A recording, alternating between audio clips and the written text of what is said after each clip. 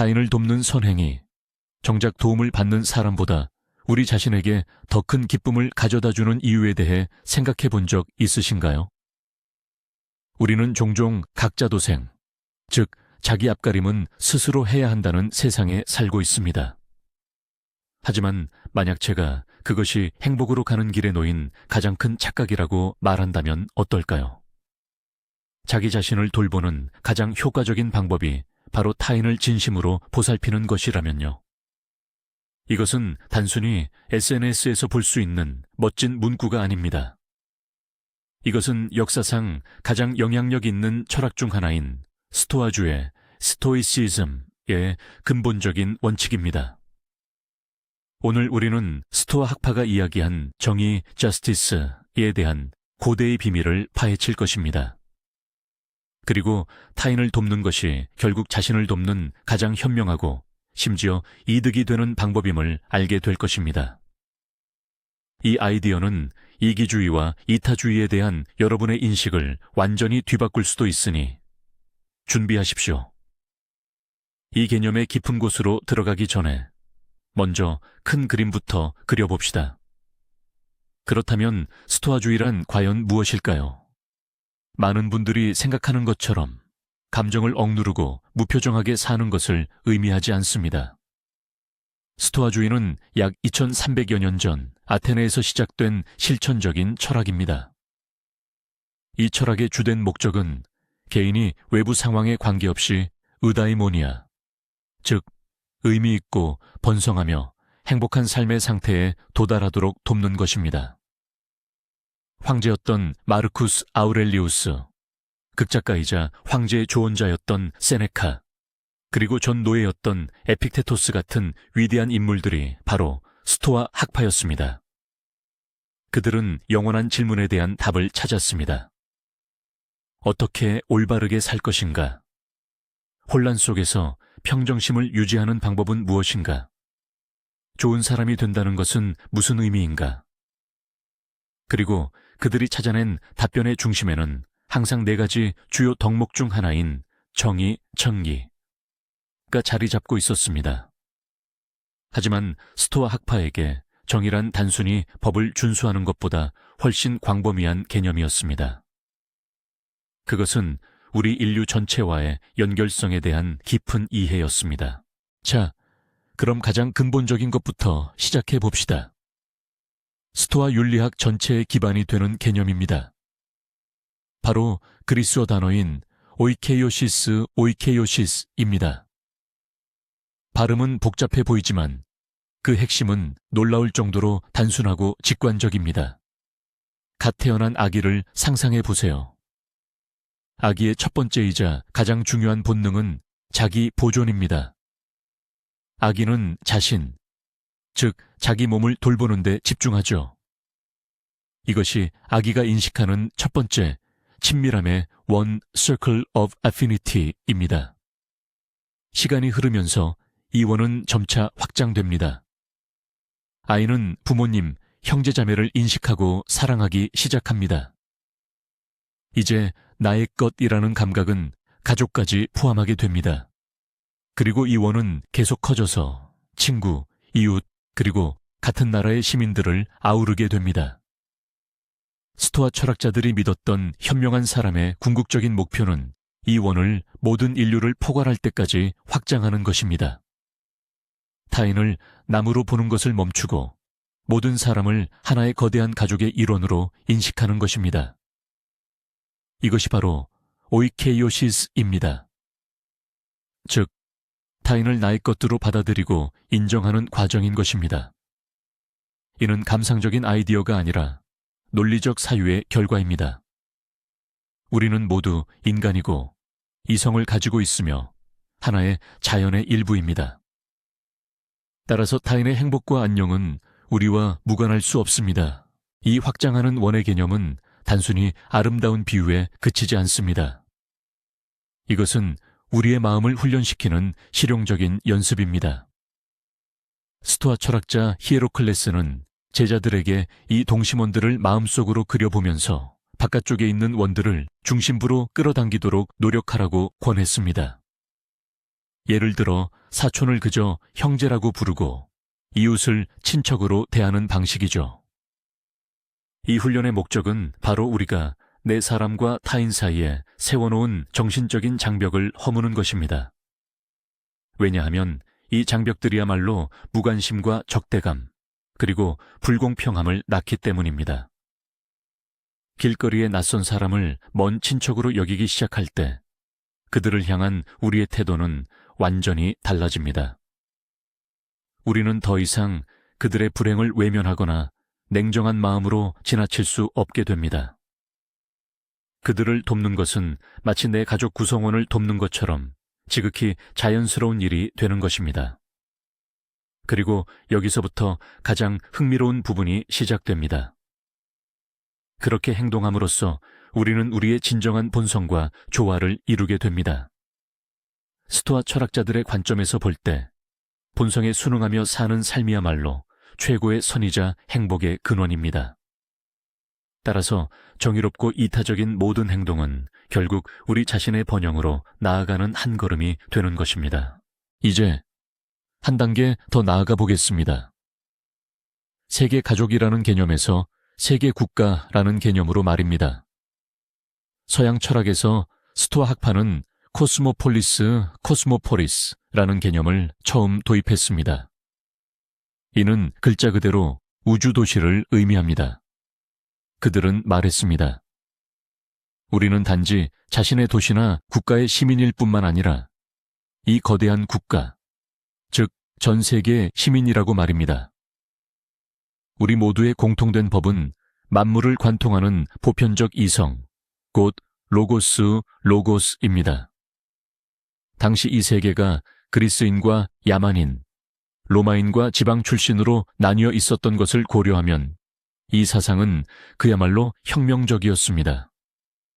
하지만 스토아 학파는 국적, 사회적 지위, 부와 같은 것은 모두 외부적이고 본질적이지 않은 차이에 불과하다고 주장했습니다.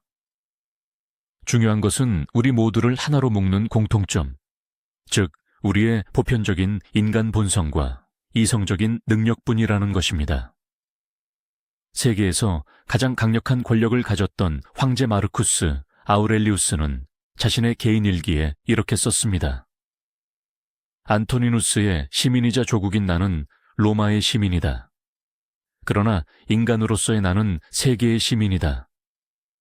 그는 자신의 가장 중요한 역할이 바로 세계의 시민이라는 사실을 끊임없이 되새겼습니다. 그렇다면 실질적으로 세계 시민으로 산다는 건 무슨 의미일까요? 이는 곧 나의 개인적인 행복이 전체 사회의 안녕과 때려야 뗄 수 없는 관계에 있음을 이해하는 것을 뜻합니다. 스토아 철학자들은 이 개념을 설명하기 위해 흔히 인간의 몸을 예로 들었습니다. 손은 발이 아프든 말든 나랑 무슨 상관이야. 나는 나고 발은 발이니까 라고 말할 수 없습니다. 손은 자신이 하나의 유기체, 즉 몸의 일부라는 것을 압니다. 몸 전체가 고통받으면 손 또한 고통을 겪기 때문입니다. 인간 사회도 마찬가지입니다. 우리는 고립된 개인이 아니라 인류라는 하나의 거대한 몸을 이루는 지체들입니다. 타인의 문제는 곧 우리의 공동 문제입니다. 그들의 기쁨 역시 우리의 공동의 기쁨입니다. 그러므로 한 사람에게 가해지는 부당함은 사회 전체에 난 상처와 같습니다. 다른 사람을 돕는다는 것은 본질적으로 우리가 속한 사회적 유기체를 치유하고 강화하는 행위이며 결국 스스로를 돕는 일인 셈입니다. 이는 인간은 인간에게 늑대다라는 극단적인 관념에서 완전히 벗어나는 것입니다. 스토아 철학자들에게 인간은 서로 형제이자 동료이며 위대한 우주도시 코스모스의 공동 시민입니다. 자, 이제 미덕으로서의 정의에 대해 논해봅시다. 스토아 철학자들에게는 4가지 주요 미덕이 있었습니다. 바로 지혜, 용기, 절제, 그리고 정의입니다. 그들은 이러한 덕목들만이 진정한 선샨이라고 여겼습니다. 그 외의 모든 것, 예를 들어 건강, 부, 명성 등은 무관심한 것들, 즉 아디아포라였습니다. 물론 이런 것들은 선호될 수는 있지만 우리 삶의 질을 결정짓지는 못합니다. 하지만 미덕은 다릅니다. 미덕이야말로 삶의 질을 규정하죠. 그리고 그 중에서 정의는 특히 중요한 위치를 차지했습니다. 세네카는 이렇게 썼습니다.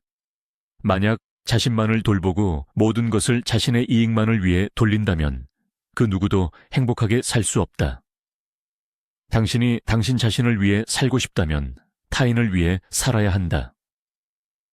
이것은 단순한 이타심에 대한 호소가 아닙니다. 이는 스토아 철학의 논리적인 결론입니다. 그들의 관점에서 정의란 선샷을 올바르게 분배하고 각 사람에게 그 마땅한 몫에 따라 대우하는 방법을 아는 것입니다.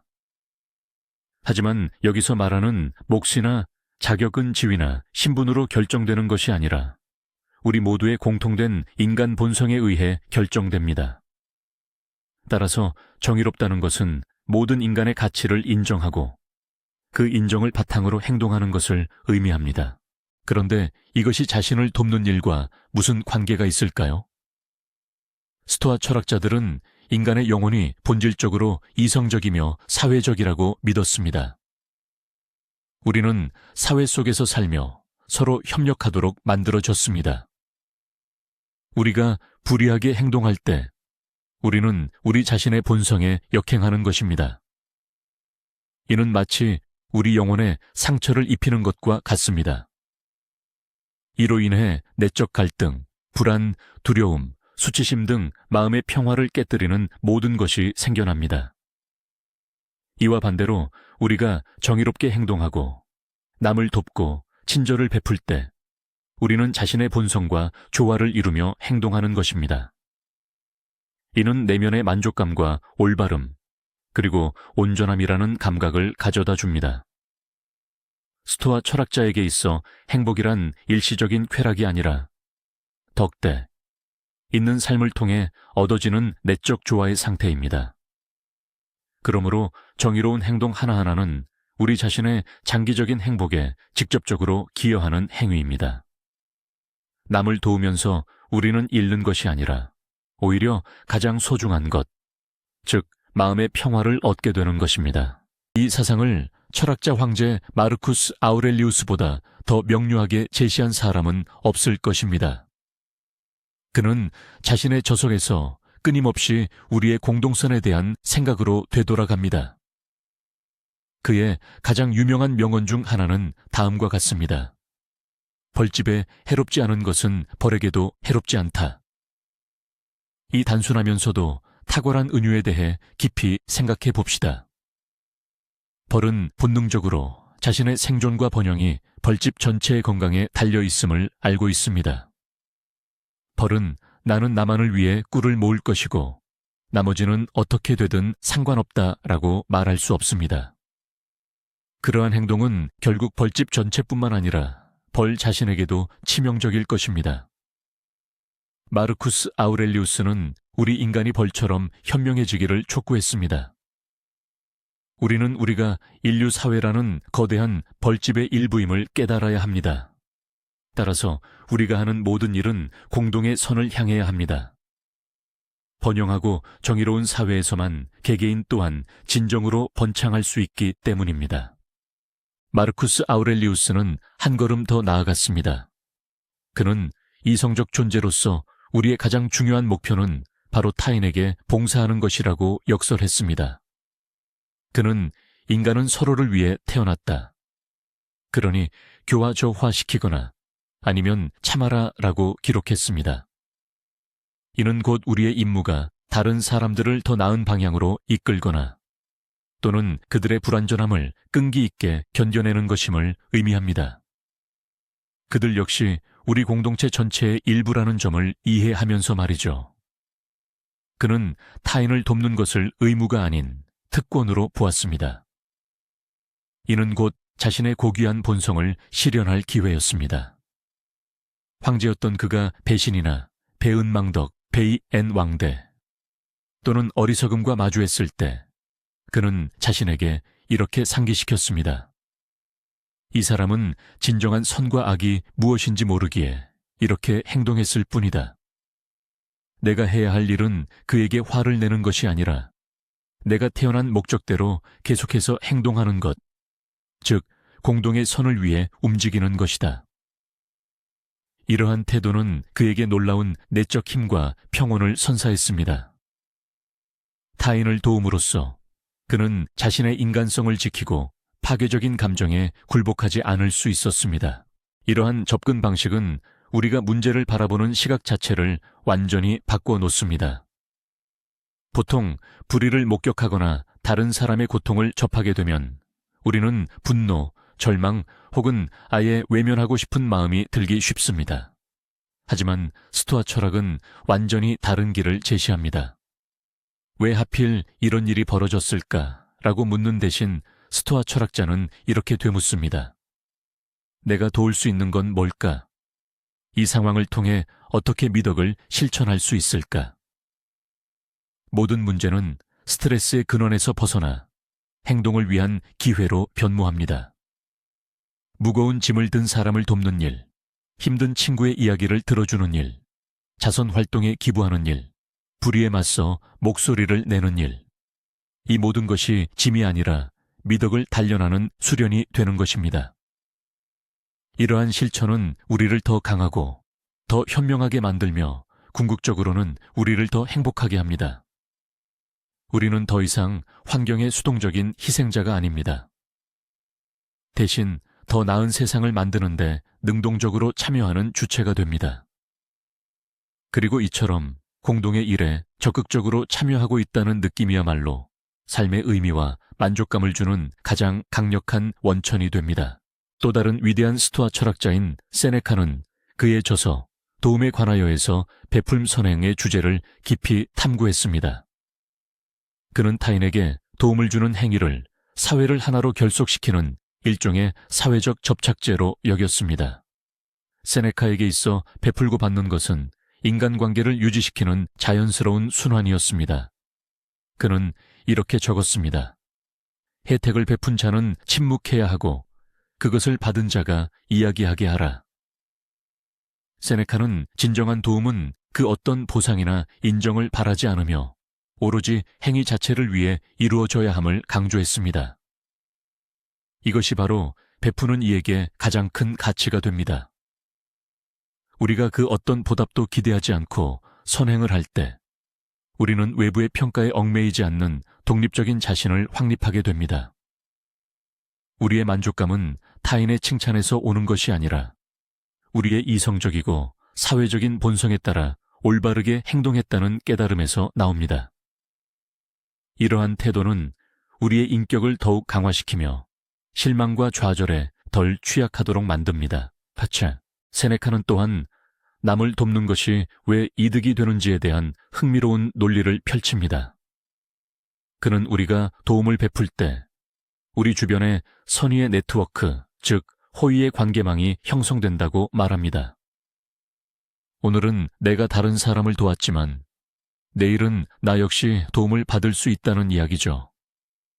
하지만 내가 도운 사람이 설령 나중에 고마움을 모른다 하더라도 그 돕는 행위 자체만으로도 이미 내게 이득이 돌아왔다고 말합니다. 당신은 미덕을 실천함으로써 스스로 더 나은 사람이 된 것입니다. 더 나아가 당신은 다른 사람들에게 모범을 보인 것입니다. 당신의 행동은 또 다른 누군가를 선한 일에 동참하도록 영감을 주며 이 선의의 물결은 더 멀리 퍼져나갈 수 있습니다. 이처럼 한 사람을 돕는 행위는 결국 사회 전체의 분위기를 개선하는 데 기여하게 되는 셈입니다. 당신은 당신 주변의 세상을 조금 더 안전하고 더 친절하며 더 신뢰할 수 있는 곳으로 만드는 것입니다. 그리고 여러분도 아시다시피 그런 세상에서 사는 것이 훨씬 더 즐겁고 평온한 일입니다. 결국 모든 도움의 행위는 우리가 살고 싶은 사회에 대한 투자와 같습니다. 이것이야말로 가장 실용적이며 동시에 가장 장기적인 자기 돌봄의 방식인 것입니다.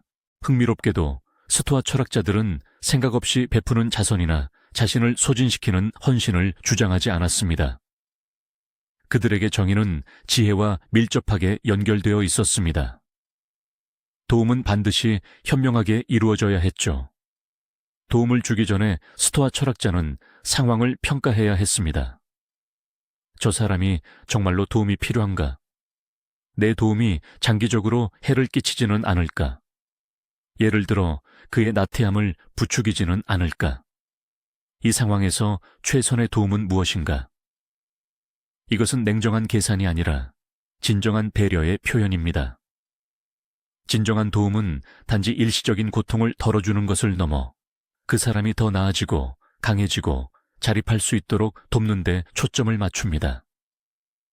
때로는 거절이 가장 정의로운 도움이 될 수도 있습니다.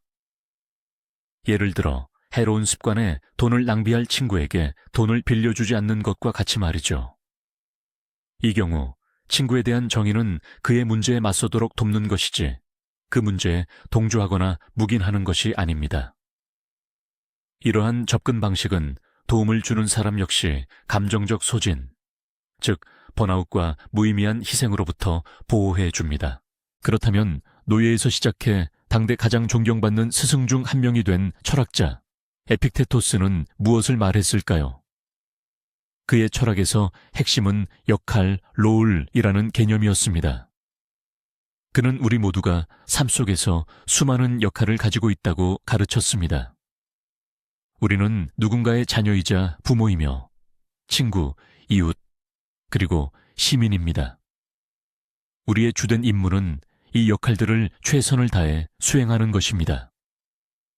에픽테토스에게 정의란 사회적 의무를 흠잡을 데 없이 완벽하게 이행하는 것을 의미했습니다. 당신이 자녀라면 부모님을 공경하는 것이 본분이고 친구라면 의리를 지켜야 합니다. 시민이라면 법을 준수하고 공공의 이익을 돌봐야 하는 것이죠. 그리고 여기에 핵심이 있습니다. 이러한 역할을 수행하는 것은 단순히 남에게 호의를 베푸는 행위가 아닙니다. 바로 우리 자신을 실현하는 과정입니다. 우리가 좋은 친구로서 행동할 때 우리는 단지 친구를 돕는 것이 아니라 좋은 친구라는 존재가 되는 것입니다. 이것이야말로 덕스럽고 행복한 삶의 일부입니다. 불의를 행하고 배신하고 자신의 의무를 소홀히 하는 것은 무엇보다도 자신의 최고의 모습, 버전을 포기하고 자기 자신을 배신하는 행위입니다. 자신의 역할 속에서 타인을 도움으로써 우리는 우리 자신의 온전하고 품위 있는 인격을 구축해 나가는 것입니다. 아주 쉬운 예를 들어 설명해 보겠습니다. 친구가 이사하는 것을 도와달라고 부탁한다고 상상해 보세요. 여기서 당신에게 선택지가 주어집니다. 핑계를 대고 거절할 수도 있고 아니면 기꺼이 동의하고 도움을 줄 수도 있습니다. 에픽테토스의 관점에서 볼 때 친구를 돕는 행위는 바로 친구로서의 역할을 다하는 것입니다. 이는 자연의 이치에 맞는 행동입니다. 이 과정에서 육체적으로는 피곤할 수 있습니다. 하지만 정신적으로는 깊은 만족감을 얻게 됩니다. 우정을 더욱 돈독히 하고 스스로에게 당신이 믿을 만한 사람임을 확신하게 되죠. 이것이 바로 내면의 평온함을 가져다 줍니다. 자, 이제 당신이 거짓말을 해서 거절했다고 가정해 봅시다. 몇 시간의 시간을 아꼈을지는 모릅니다. 하지만 그 대가는 무엇일까요? 아마도 양심의 가책을 느낄 겁니다. 우정의 끈은 약해졌고 당신은 자신의 역할에 어긋나는 행동을 한 셈입니다. 스토아 철학자들에 따르면 바로 이러한 내적 부조화가 불행의 근원입니다. 그러므로 이 예시에서 친구를 돕는다는 것은 희생이 아니라 자신의 온전함과 내면의 조화를 선택하는 행위입니다. 이는 자존감을 향한 가장 빠르고 확실한 길인 셈입니다. 이제 스토아 철학이 정의에 관해 내린 가장 역설적이면서도 강력한 결론에 대해 이야기해 보겠습니다. 이를 합리적 이기주의 혹은 자기 자신을 위한 이타심이라고 부를 수 있습니다. 스토아 학파는 인간 각자의 궁극적인 목표가 바로 의다이모니아, 즉 번영하고 의미 있으며 행복한 삶의 상태를 이루는 것이라고 주장했습니다. 그리고 그들은 이 목표에 도달하는 유일한 길이 덕, 베르추를 통해서임을 논리적으로 증명했습니다. 인간은 사회적인 존재이므로 정의로움과 공동선의 봉사함 없이는 덕 있는 삶이 불가능하기 때문입니다. 결국 개인적인 행복을 얻는 가장 효율적이고 가장 직접적이며 본질적으로 유일한 방법은 바로 타인을 돕고 정의롭게 행동하는 것입니다. 타인의 불행이나 무관심, 이기심 위에 자신의 행복을 쌓으려는 시도는 실패할 수밖에 없습니다. 그것은 우리의 근본적인 본성에 어긋나며 필연적으로 내적 불화와 갈등을 초래하게 됩니다. 따라서 타인에 대한 배려와 관심은 자기 자신을 돌보는 것의 반대가 아닙니다. 오히려 그것은 자기의 GGI의 가장 고귀하고 현명한 형태인 것입니다. 흔한 통념 하나를 깨뜨려 봅시다.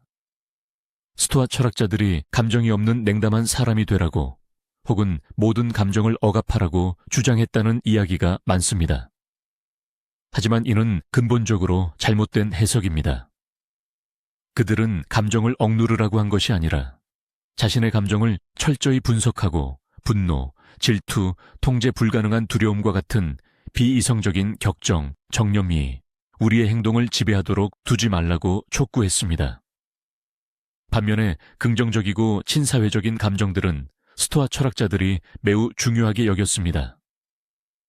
인류의 연민, 자비심 같은 것들은 우리의 이성적인 본성이 자연스럽게 드러나는 발현이라고 보았습니다. 세네카는 인간이 있는 곳이면 어디든 선행을 베풀 자리가 있다고 썼습니다. 타인을 돕는 것은 스토아 철학자들이 비이성적인 정념으로 간주했던 단순한 연민이나 측은지심에서 나와서는 안 되며 우리의 공동된 처지에 대한 이성적인 공감과 이해에서 비롯되어야 합니다. 우리는 감정에 압도되어서 돕는 것이 아니라 그것이 올바르고 이성적인 행동이기 때문에 돕는 것입니다. 이 점이 우리의 도움을 더욱 안정적이고 신뢰할 수 있게 만듭니다. 우리는 기분이 내킬 때만 돕는 것이 아니라 의무와 정의가 요구할 때마다 항상 도움의 손길을 내밀게 되는 것입니다. 그렇다면 이 모든 것을 21세기 현대 사회에서 어떻게 적용해야 할까요? 스토아 철학자들의 아이디어는 지금 시대에 그 어느 때보다 절실합니다. 우리 사회는 종종 극심한 개인화, 아토미제이션, 외로움, 그리고 무의미함이라는 고통을 겪고 있습니다. 스토아 학파의 정의 창의 개념은 여기에 강력한 해독제를 제공합니다. 아주 작은 것부터 시작하세요. 일상생활에서 오이케이오시스, 오이케이오싯, 친애화를 실천하는 겁니다. 예를 들어 관계가 껄끄러운 동료를 경쟁자가 아닌 우리 팀의 구성원으로 바라보려고 노력해보세요. 마트 계산원을 단순한 기능으로 여기지 않고 그 사람에게 진심으로 관심을 보여주세요. 이러한 인식의 작은 변화가 우리의 내면을 완전히 바꾸어 놓습니다. 이는 사회적 상호작용에서 오는 스트레스를 줄여주고 연결감은 키워줍니다. 기억하세요. 당신이 만나는 모든 사람은 당신에게 보이지 않는 자신만의 힘든 싸움을 벌이고 있다는 것을요. 기본적인 예의와 친절을 베푸는 것만으로도 이미 스토아적 정의를 실천하는 행동이 됩니다. 다음 단계는 인지한 것을 실제로 행동으로 옮기는 것입니다. 주변의 일상에서 남을 도울 기회를 찾아보세요. 거창하거나 대단한 행동일 필요는 전혀 없습니다. 대중교통에서 자리를 양보하는 것, 이웃의 짐을 들어주는 것, 지식이 필요한 사람들과 당신의 지혜를 나누는 것, 신뢰할 수 있는 재단에 소액을 기부하는 것 등입니다. 이러한 행동의 가치는 규모가 아닌 얼마나 꾸준히 하는지에 달려 있습니다. 이 하나하나의 행동들이 당신의 선행 근육을 단련시키는 훈련이 됩니다. 자주 할수록 그 행동은 당신에게 더 자연스러운 것이 됩니다. 이것은 의무감에서 습관으로 바뀌고 결국 기쁨의 원천이 됩니다. 그러면 당신의 관심사가 사소한 개인적인 문제에서 벗어나 더 큰 무언가로 옮겨가는 것을 깨닫게 될 것입니다. 그리고 이는 현대 심리학이 증명하듯이 스스로의 행복 수준을 높이고 불안감을 해소하는 가장 확실한 방법 중 하나입니다. 당신은 당신 자신의 에고를 넘어선 더 큰 무언가의 일부가 되었다고 느끼기 시작할 것입니다. 마지막으로 가장 어렵지만 가장 중요한 실천에 대해 이야기해 봅시다. 바로 어려운 상황에서 스토아적 정의, 스토익 저스티스를 적용하는 것입니다. 우리가 상처받거나 속임을 당하거나 혹은 부당한 대우를 받을 때 자연스러운 반응은 분노, 원한, 복수심입니다. 하지만 스토아 철학자는 이 순간 스스로에게 묻습니다. 나는 어떻게 덕디에 따라 반응할 수 있을까? 그렇다고 해서 자신을 함부로 대하게 내버려 두라는 의미는 아닙니다. 정의를 실천하는 것은 자신의 경계를 지키고 가해자에게 책임을 물어야 할 수도 있습니다. 하지만 이 행동의 동기는 복수가 아닌 질서를 회복하고 나아가 그 사람이 자신의 실수를 깨닫도록 돕기 위한 것이어야 합니다. 마르쿠스 아우렐리우스는 최고의 복수는 적과 같아지지 않는 것이라고 말했습니다. 부당함 앞에서 평정심과 인간성을 유지할 때 우리는 가장 중요한 승리, 즉 우리 자신의 파괴적인 정념 칭련에 대한 승리를 얻게 됩니다. 이는 여러분의 내면 상태가 타인의 나쁜 행동에 좌우되지 않음을 증명합니다. 그리고 이것이야말로 진정한 자유와 흔들리지 않는 평온을 선사합니다. 심지어 자신을 해친 사람이라도 더 이상 냉혹해지지 않도록 돕는 것은 결국 우리 스스로 인간성을 유지하도록 돕는 길입니다. 결국 스토아 철학에서 말하는 정의, 정의는 우리가 세상과 그 속에 우리 자신의 위치를 바라보는 시각을 완전히 뒤바꿀 것을 제안합니다. 이것은 우리에게 좁은 자아의 껍질에서 벗어나 서로 긴밀하게 연결된 거대한 전체의 일부임을 깨닫도록 촉구합니다. 이러한 철학은 나와 타인 사이에 잘못된 이분법을 무너뜨립니다. 개인의 이익과 사회 전체의 이익이 서로 충돌하는 것이 아니라 오히려 상호 보완적임을 보여줍니다. 타인을 돕는 것은 우리 자신을 희생하는 행위가 아닙니다. 오히려 우리는 진정한 본성을 실현하고 인격을 형성하며 내적인 조화와 삶의 의미를 얻게 됩니다. 이것은 단순한 도덕적 의무를 넘어섭니다. 이는 우리 모두가 꿈꾸는 삶, 즉 평온과 기쁨, 그리고 깊은 만족감으로 가득 찬 삶으로 가는 가장 현실적이고 직접적인 길입니다. 스토아 철학자들이 이해하는 정의는 단순히 사회적 규범에 그치지 않습니다. 이것은 개인의 번영을 위한 핵심 열쇠입니다. 그리고 이 열쇠는 바로 지금, 이 순간 우리 각자의 손에 쥐어져 있습니다. 우리가 내리는 모든 선택과 모든 행동 속의 말입니다. 자, 그럼 모든 내용을 한번 정리해 봅시다. 스토아 철학자들에게 정의란 단순한 법조항이 아니라 우주의 질서와 인간의 영혼을 이루는 근본적인 원리임을 알 수 있었습니다. 그들은 오이케이오시스라는 개념을 통해 우리가 스스로부터 시작하여 전 인류에게까지 관심의 범위를 확장하고자 하는 자연적인 본성을 지녔음을 보여주었습니다. 또한 코스모폴리스라는 사상을 통해 우리는 모두가 하나인 세계의 시민이며 개개인의 행복이 전체의 안녕과 연결되어 있음을 배웠습니다. 마르쿠스 아우렐리우스, 세네카, 에픽테토스와 같은 위대한 스토아 철학자들은 자신의 삶을 통해 타인에게 봉사하는 것이 인간을 깎아내리는 것이 아니라 오히려 위대하게 만든다는 사실을 증명했습니다. 그리고 가장 중요하고 어쩌면 충격적일 수도 있는 결론은 이것입니다. 타인을 돕는 것이 가장 현명하고 효과적인 자기 구원의 형태라는 것입니다. 모든 친절과 정의의 행위는 우리 자신의 내면적 평화로 나아가는 발걸음이며 자연 및 이성과의 조화 속에서 이루어지는 삶, 즉 스토아 철학자들이 최고의 선이라고 여겼던 바로 그 의다이모니아로 향하는 길입니다. 다시 말해, 다음번에 누군가를 도울 기회가 생겼을 때 이것을 기억하십시오. 당신은 그 사람만을 위해 이 행동을 하는 것이 아닙니다. 당신 자신을 위해 하는 것입니다. 당신은 더 나은 세상과 더 나은 버전의 자신에게 투자하고 있는 것입니다. 영상을 끝까지 시청해 주셔서 감사합니다. 만약 스토아 철학의 아이디어가 여러분의 마음에 울림을 주었다면 더 많은 시청자에게 이 영상이 전달될 수 있도록 채널 구독과 좋아요 버튼을 꼭 눌러주세요. 이제 여러분께 질문을 드립니다. 최근에 여러분이 행한 작은 도움의 행동 중에서 의외로 여러분 자신에게도 기쁨을 가져다 준 일이 있으신가요? 여러분의 이야기를 댓글로 공유해 주시고 서로에게 영감을 주는 시간을 가집시다.